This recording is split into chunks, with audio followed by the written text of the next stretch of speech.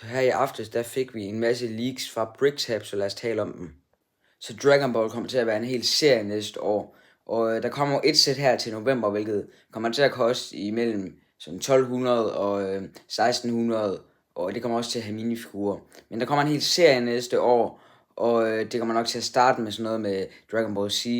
Der kommer til at være en masse nye molds og en masse nye minifigurer.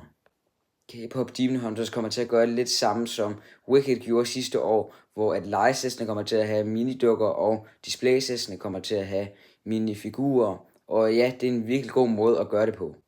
Og så kommer vi til at have George Lucas Lego-sæt næste år, hvilket er virkelig fedt, for vi har en George Lucas minifigur, og han går på sådan et eller andet $50.000, eller sådan et eller andet helt ekstremt. Og ja, det kommer også meget til at være fedt at have en George Lucas minifigur. Ingen af de her ting skal forventes at være i januar. Ingen af de her ting kommer i januar, nok marts eller juni eller august.